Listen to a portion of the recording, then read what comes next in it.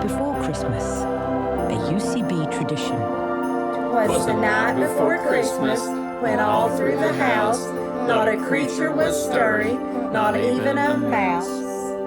Stockings were hung by the chimney with care, in hopes that St. Nicholas soon would be there. The children were nestled all snug in their beds, while visions of sugar plums danced in their heads. And Mama in her kerchief, and I in my cap, had just settled down for a long winter's nap. When out on the lawn, the rose such a clatter.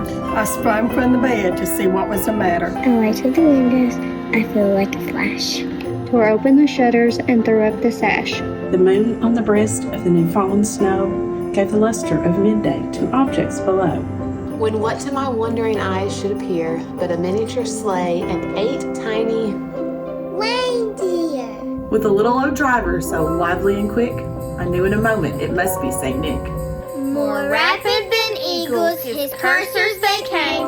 He whistled and shouted and called them by name. Now Dasher, now Dancer, now Prancer and Vixen, on and Comet, on Cupid, on Donner, and Blitzen. To the top of the porch, to the top of the wall. Now that's right, oh. As the dry leaves before the wild hurricane fly, when they meet with an obstacle, they mount to the sky. So up to the housetop the coursers they flew, with a sleigh full of toys and St. Nicholas too. And then in a twinkling I heard on the roof the prancing and pawing of each little hoof.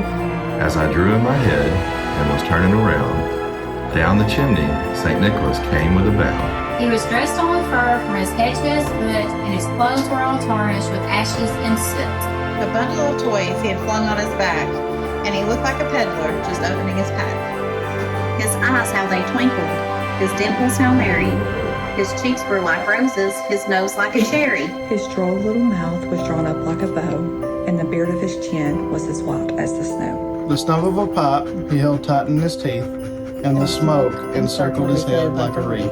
Had a broad face and a little round belly that shook when he laughed like a bowl full of jelly. He was chubby and plump, a right jolly old elf, and I laughed when I saw him in spite of myself. A wink of his eye and a twist of his head soon gave me to know I had nothing to dread. He spoke not a word, but went straight to his work, and filled all the stocking, then turned with a jerk. Laying a finger aside of his nose, and giving a nod up the chimney he rose. He sprung to his sleigh, to his team gave a whistle, and away they all flew like a down of a thistle. But I heard him exclaim as he drove out of sight, Merry Christmas to all, and to all a good night. The end.